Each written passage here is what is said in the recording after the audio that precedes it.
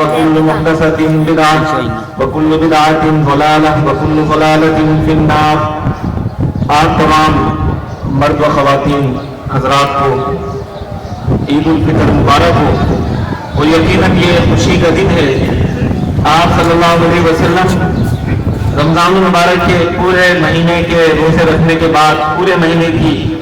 عبادتیں کرنے کے بعد پھر آپ صلی اللہ علیہ وسلم کھلی جگہ پر نکلتے، اپنے صحابہ کرام کو لے کر آتے۔ اس کے بعد آپ صلی اللہ علیہ وسلم عید گاہ کے لیے آتے ہوئے تکبیرات بلند آواز سے پڑھا کرتے تھے۔ اللہ اکبر لا الہ الا اللہ واللہ اکبر اللہ اکبر وللہ الحمد۔ رسول کریم صلی اللہ علیہ وسلم نے ایک حدیث میں اس دن کو یوم الجوائز بھی کہا ہے، یعنی یہ وہ دن ہے جس دن آپ تمام لوگوں نے رمضان مبارک میں عبادتیں کی، ریاضتیں کی، نماز تراویح کا اہتمام کیا، روزوں کا اہتمام کیا، صدقہ و خیرات آپ نے دی، زکوٰۃ کی ادائیگی کی، صدقہ فطر آپ نے دیا، سارے اچھے کام آپ نے کیے۔ تو آج یوم الجوائز ہے، یعنی آج خوشی کا دن ہے، آج اللہ رب العالمین کے انعامات کی تقسیم کا دن ہے۔ آج ہم یہاں پر آئے ہیں اور سب سے بڑا انعام یہ ہے کہ یہ عید کا واحد موقع ہے جس کے اندر آپ صلی اللہ علیہ وسلم نے خواتین کو بھی حکم دیا جن کی نماز کی معذوری ہے وہ خواتین بھی آئے، کیونکہ آج کے دن جو اجتماعی دعا ہوتی ہے وہ آپ صلی اللہ علیہ وسلم نے اجتماعی دعا کرائی اور آپ نے حکم دیا کہ اگر کسی خاتون کے پاس پہننے کے لیے عبایا نہیں ہے اپنی کسی سہیلی سے لے، لیکن مسلمانوں کی دعاؤں کے اندر شامل ہے، کیونکہ آج کی دعائیں اللہ رب العالمین اس عید کے موقع پر کی ہوئی دعا اللہ رب العالمین قبول فرماتا ہے۔ تو ابھی ہم انشاءاللہ خطبہ کے بعد دعا بھی کریں گے۔ تو میں عرض کر رہا تھا رمضان المبارک کا مہینہ جو گزرا ہے، اس مہینے کو اللہ رب العالمین نے عام مہینوں کے مقابلے میں فضیلت دی ہے، برتری دی ہے۔ اس مہینے کی برتری اور فضیلت کی ایک صورت یہ ہے، آپ صلی اللہ علیہ وسلم نے ارشاد فرمایا وَصُفِّدَتِ الشَّيَاطِينُ، اس مہینے کے اندر شیاطین کو اللہ رب العالمین جکڑ دیتا ہے۔ جو بڑے بڑے شیاطین ہیں جو انسانوں کو گمراہ کرتے ہیں، نیک کام سے روکتے ہیں، اللہ رب العالمین انہیں قید کر دیتا ہے۔ اور اس کا نتیجہ ہم دیکھتے ہیں پورے 11 مہینوں کے مقابلے میں اس مہینے کے اندر نماز پڑھنا انتہائی آسان ہو جاتا ہے، فجر کی نماز کے لیے مسجد آنا انتہائی آسان ہو جاتا ہے، اللہ رب العالمین کی راہ میں مال خرچ کرنا، صدقہ نکالنا یہ بھی انتہائی آسان ہو جاتا ہے۔ عرض کرنے کا مطلب یہ ہے ہر کام اس مہینے کے اندر آسان ہو جاتا ہے۔ جتنی رونق، جتنی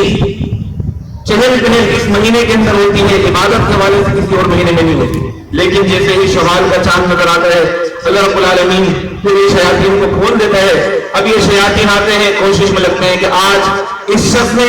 پورا مہینہ عبادت کی، نماز کی پابندی کی، یہ شخص اچھے کام کرتا رہا، برائی سے رکتا رہا، اب یہ شیاطین پورا مہینہ یہ پلاننگ کرتے ہیں کہ ہم نے اس کو کس طریقے سے بہکانا ہے۔ تو آپ کوشش کریں، آپ نے نمازوں کا اہتمام کیا، آپ نے صدقہ و خیرات کیا، آپ نے نماز تراویح پڑھی، ہر وہ چیز جس کا آپ اہتمام کرتے رہے، خدا را اس کو اس مہینے تک معذور نہ کریں بلکہ اس کو پورا سال لے کر چلیں، پورا سال۔ ابھی شوال کا مہینہ ہوا ہے، آج ظہر کی نماز بھی آپ نے اسی طریقے سے جماعت کے ساتھ آ کر پڑھنی ہے، اس سے پہلے 4 رکعت سنت، بعد میں 2 رکعت سنت پڑھنی ہے، جس طریقے سے آپ پورا رمضان کا مہینہ آتے ہیں۔ اسی طریقے سے کل فجر کی نماز اس کے اندر بھی آپ نے اس طریقے سے آنا ہے جیسے آپ پچھلے مہینے کے اندر آتے رہے، کیونکہ اگر آپ نے اتنی عبادتیں کی، کوششیں کی، اگر ایک موقع پر بھی آپ نے ایک نماز بھی چھوڑ دی تو آپ صلی اللہ علیہ وسلم نے فرمایا من ترک صلاۃ متعمدا فقد کفر، جو شخص صرف ایک نماز جان بوجھ کر چھوڑ دے تو وہ شخص دائرہ اسلام سے خارج ہو جاتا ہے۔ روز قیامت اللہ رب العالمین اسے قارون کے ساتھ، حامان کے ساتھ، فرعون کے ساتھ میدان محشر کے اندر جمع کرے گا اور دنیا کو تمام خلائق کو اللہ رب العالمین دکھائے گا یہ بے نمازی تھا۔ آج اس کا انجام یہ ہے، بڑے بڑے نامور سرکش اور شیاطین قسم کے لوگوں کے ساتھ ہم نے اسے جمع کیا ہے اور یہ یہیں سے جہنم میں چلا جائے گا۔ ایک نماز کی ضائع نہیں کریں، نمازوں کا اہتمام کریں، کثرت سے صدقہ و خیرات کرتے رہیں۔ عرض کرنے کا مطلب یہ ہے قرآن کریم کی ایک آیت اللہ رب العالمین نے ارشاد فرمایا فمن زحزح عن النار وادخل الجنة فقد فاز، کہ جو بھی شخص جہنم سے بچا لیا گیا، جنت میں داخل کر دیا گیا، وہ اس کی سب سے بڑی کامیابی ہے۔ آپ نے پورا مہینہ عبادتیں کی, آپ بھوکے پیاس رہے, دنیا میں کسی جگہ 20 گھنٹے کا روزہ, کسی جگہ 18 گھنٹے کا روزہ, آپ کے پاکستان کے اندر 14 سے 13 گھنٹے کا روزہ یا اس سے کچھ زیادہ کا, آپ بھوکے پیاس رہے. کیوں رہے؟ کہ اللہ رب العالمین راضی ہو جائے, جہنم سے بچا لے. آپ نے کھڑے ہو کر لمبے لمبے قیام کرے, نماز تراویح کا اہتمام کیا. کیوں کیا؟ کہ اللہ رب العالمین آپ سے راضی ہو جائے. یہ ساری عبادتیں آپ کرتے رہے, سب کا خیرات کرتے رہے, کیونکہ اللہ رب العالمین راضی ہو جائے. اور آپ صلی اللہ علیہ وسلم کا فرمان بھی ہے, وَلِلَّهِ وَتَقَاءُ مِنَ النَّارِ, اللہ رب العالمین جہنم سے بہت سے لوگوں کو رمضان المبارک میں آزادی نصیب فرماتا ہے. آپ نے یقیناً کوشش کی ہوگی. تو یہ جہنم کا ذکر کرتے اللہ نے فرمایا کہ جو بھی شخص جہنم سے بچ گیا وہ کامیاب ہو گیا, کیونکہ جہنم انہا ساعت مستقر و مقامہ, انتہائی خطرناک اور دردناک جگہ ہے. آپ صلی اللہ علیہ وسلم نے فرمایا جب روز قیامت محشر کے میدان میں یہ واضح ہو جائے گا کس نے جنت میں جانا ہے, کس نے جہنم میں جانا ہے, تو فرمایا یوم تبیض وجوہ وتسود وجوہ, بعض لوگوں کے چہرے روشن ہو جائیں گے, چودنی کے چاند کی طرح روشن ہو جائیں گے, ان کے چہرے پر خوشیاں ہوں گی, کیونکہ آج انہیں اللہ رب العالمین وہ انعام دے رہا ہوگا جو انہوں نے دنیا کے اندر محنت کی ہوگی. اور بعض لوگوں کے چہرے فرمایا وتسود وجوہ, سیاہ ہو جائیں گے, اتنے سیاہ ہوں گے کہ وہ ینظرون من طرف خفی, وہ آنکھوں کی دراز کر کر آنکھوں کے کونوں سے دیکھیں گے کہ آج ہم کہاں پھنس گئے, کہاں ہم پکڑے گئے. اور اس وقت آپ صلی اللہ علیہ وسلم نے فرمایا, مستدرک حاکم کی حدیث ہے, یہ جہنم میں رونا شروع کریں گے, انہم لیبکون, اتنا روئیں گے ان کی آنکھوں سے آنسو جاری ہوں گے. اللہ رب العالمین ان جہنمین کے جسم کو بڑا کر دے گا, اتنا بڑا کر دے گا کہ فرمایا ذرسل کافری کجبل احد, ایک دانت ایک کافر شخص کو اللہ رب العالمین احد پہاڑ کے برابر کر دے گا. آپ لوگوں میں سے جو مدینہ جا کر آئے ہیں دیکھ چکے ہیں احد پہاڑ کتنا بڑا ہے, ایک دانت احد پہاڑ کے برابر کر دیا جائے گا. اور ان جہنمی کے جسم اللہ رب العالمین اتنے بڑے کر دے گا. اس کے بعد جب یہ رونا شروع کریں گے, ان کے آنکھ سے نکلنے والے آنسو ان کے چہرے کے اوپر بہتے ہوئے جائیں گے, حتیٰ کہ ان کے چہرے کے اندر گڈھے پڑ جائیں گے, اس کے اندر ان کا آنسو جمع ہونا شروع ہوگا. آپ نے فرمایا لو اجریت السفینۃ لجرت, اگر کشتیاں چلائی جائیں تو ان جہنمیوں کی آنکھ سے نکلنے والے آنسو اتنے زیادہ ہوں گے کہ اس کے اندر کشتیاں چلنے لگ جائیں, ان کے آنسو ختم ہو جائیں گے, پھر ان کی آنکھ سے خون آنے لگ جائے گا. اس کے بعد یہ تمنائیں کریں گے, حسرتیں کریں گے کہ ہمیں یہاں سے بچا لو, ہمیں یہاں سے نکال دو. لیکن اس وقت نہ انہیں کوئی بچانے والا ہوگا نہ کوئی نکالنے والا ہوگا. آپ صلی اللہ علیہ وسلم نے اس دن سے ڈرنے کا حکم دیا, فرمایا اس دن کی تیاری ابھی سے کرو. آپ نے رمضان المبارک کے مہینے کے اندر اس دن کی تیاری کی, سارے معاملات کیے. ہم دعا کرتے ہیں اللہ رب العالمین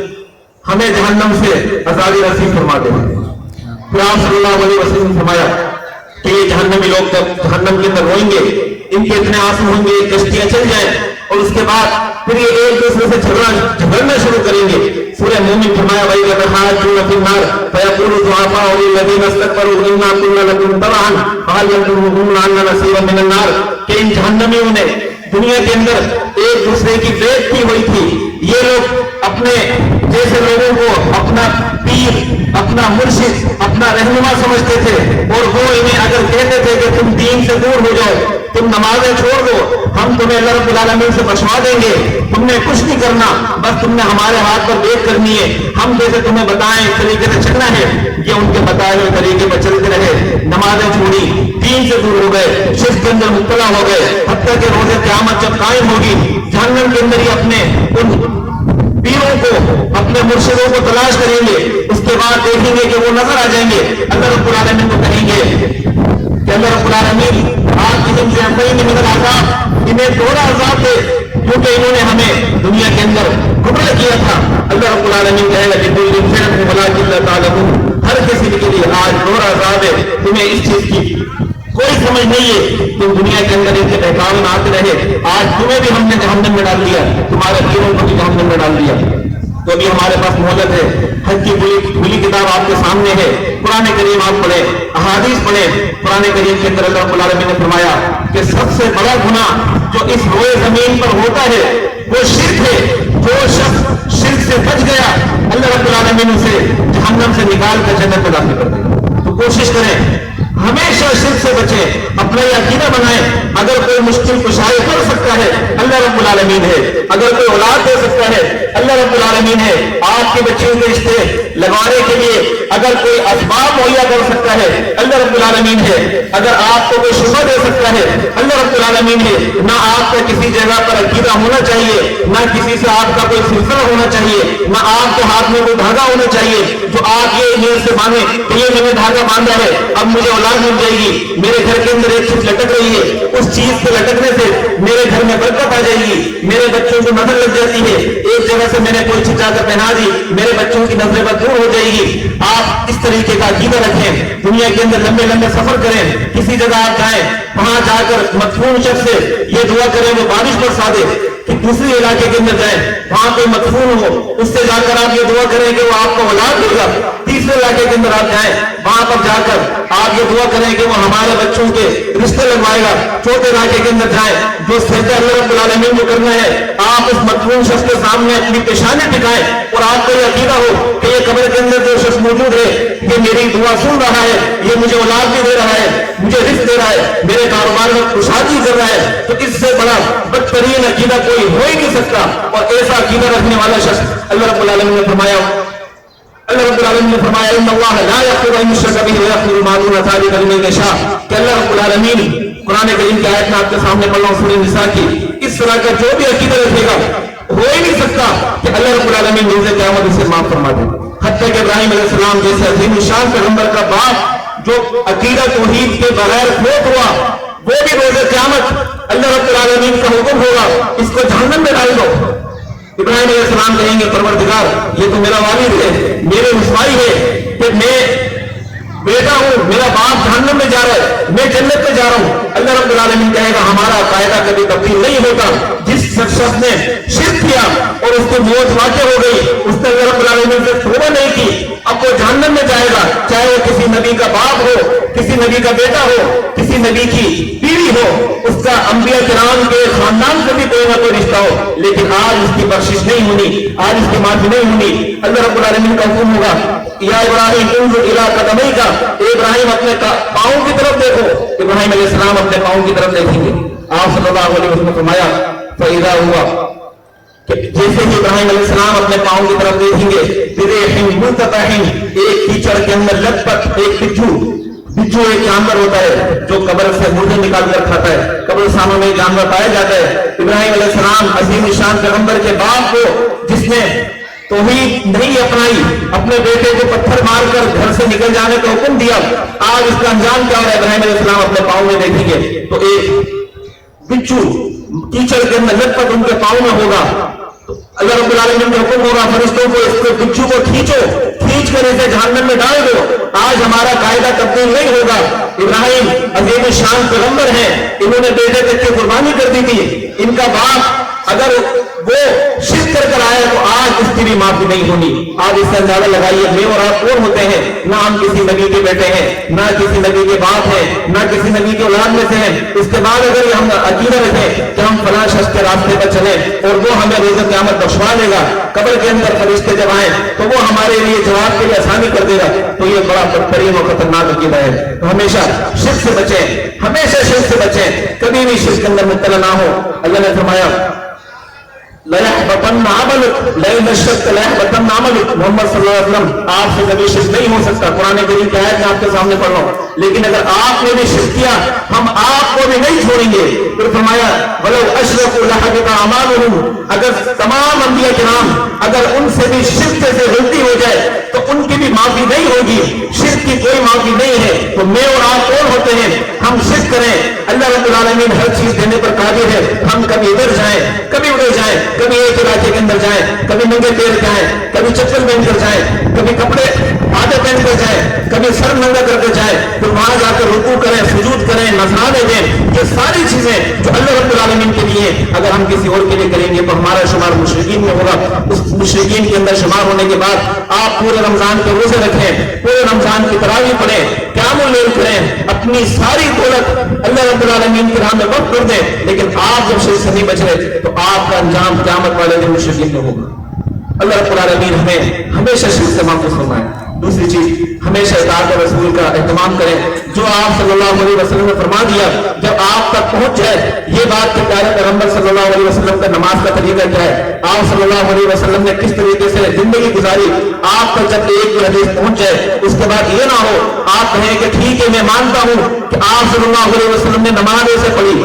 آپ پہلے رکعت کے بعد بیٹھ کر اٹھتے تھے، تیسری رکعت کے بعد بیٹھ کر اٹھتے تھے، اپنا ہاتھ سینے پر باندھتے تھے، رفع الیدین کرتے تھے، دو سجدوں کے درمیان رب اغفر لی رب اغفر لی رب اغفر لی یہ دعا کرتے تھے، ساری سنتیں آپ کو معلوم ہو جائیں، اس کے بعد بھی آپ یہ کہیں کہ میں صرف وہی کروں گا جو میرا امام مجھے بتاتا ہے، جو مولوی مجھے بتاتا ہے، جو میرا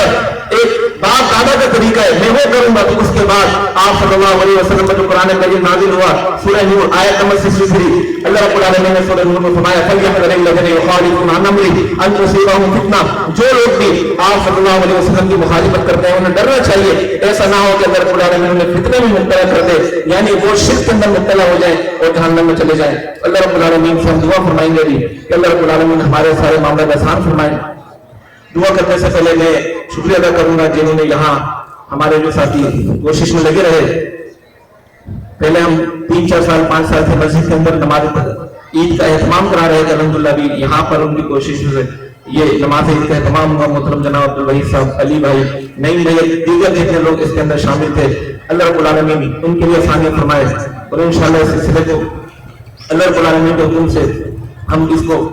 آگے بڑھائیں گے انشاءاللہ۔ اللہ رب العالمین سے دعا فرما لیں، یہ اس موقع پر آپ صلی اللہ علیہ وسلم دعا کیا کرتے تھے۔ قبولیت کی گھڑی ہے، جو خواتین نماز نہیں پڑھ سکتی یقیناً وہ بھی یہاں پر موجود ہوں گی، وہ بھی دعاؤں کے اندر شامل ہو جائیں۔ بسم اللہ الرحمن الرحیم، الحمد للہ رب العالمین الرحمن الرحیم مالک یوم الدین، ایاک نعبد و ایاک نستعین،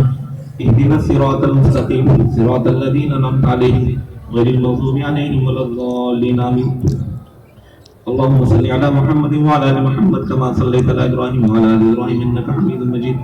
اللهم بارك على محمد وعلى ال محمد كما باركت على ابراهيم وعلى ال ابراهيم انك حميد مجيد۔ رب العالمین ہماری عبادت قبول فرما لے، پروردگار ہمیں شرک سے بچا لے، رب العالمین ہمیں ہمیشہ اپنا محتاج فرما دے،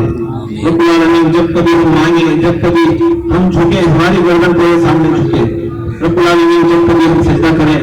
ہمارا سجدہ صرف تیرے سامنے ہو، رب العالمین جب کبھی ہم قربانی کریں ہماری قربانی صرف رب العالمین تیرے لیے ہو، رب العالمین ہمارے گناہوں کو معاف فرما دے، رب العالمین جو لوگ بیمار ہیں اللہ تعالیٰ ان کو صحت کاملہ نصیب فرما دے، رب العالمین ایمان کی حالت میں جو لوگ اس دنیا سے جا چکے ہیں پروردگار ان کی بخشش فرما دے، ان کے گناہوں کو معاف فرما دے، رب العالمین ہماری وہ خواتین جو اپنے بچوں کے رشتوں کے لیے پریشان ہے رب العالمین سب کے لیے آسانی والے معاملات فرما دے، رب العالمین ہمارے بہت سے مسلمان بھائی کاروبار کے حوالے سے روزگار کے حوالے سے پریشان ہے، رب العالمین تیری صفت ہے الرزاق، جب تو رزق دینے پر آتا ہے تو اتنا دیتا ہے انسان سے سنبھالا نہیں جاتا، رب العالمین ہمارے مسلمان بھائیوں کی یہ مالی پریشانیاں دور فرما دے، اگر رب العالمین ہم سب کو حلال اور پاکیزہ رزق عطا فرما دے، رب العالمین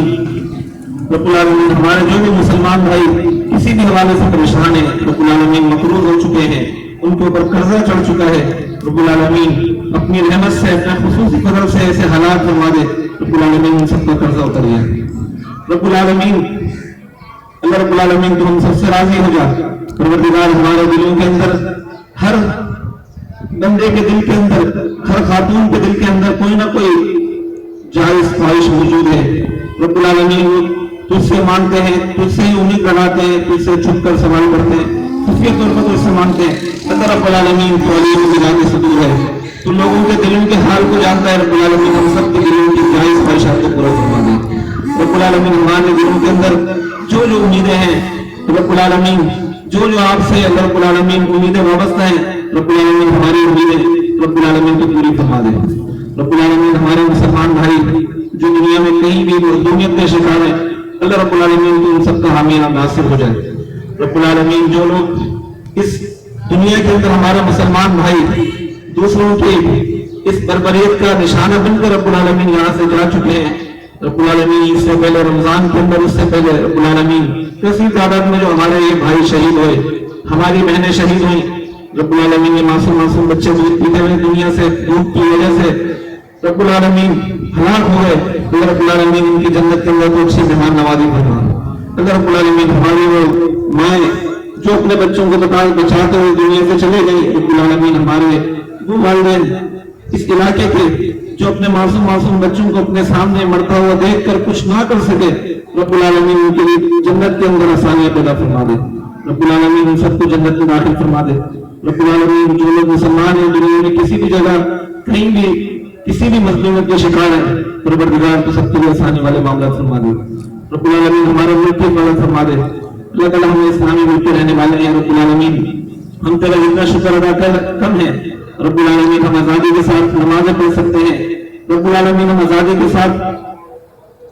سب کا خلاف کر سکتے ہیں، رب العالمین ہم آزادی کے ساتھ اپنے دین کے مطابق زندگی گزار سکتے ہیں، رب العالمین ہمارے اس وطن عزیز کی حفاظت فرما، رب العالمین ہمارے وہ جوان بھائی، رب العالمین ہمارے والدین کی وہ جوان اولادیں جو اس ملک کی سرحدوں کی حفاظت کرتے ہوئے رب العالمین اپنی جانوں کی نذرانے پیش کرتے ہیں روزانے کی بنیاد پر، رب العالمین ان جوانوں کو رب العالمین شہادت پر اتنا نصیب فرما، اگر رب العالمین ان کو جنت الفردوس میں بلند اعلیٰ مقام عطا فرما،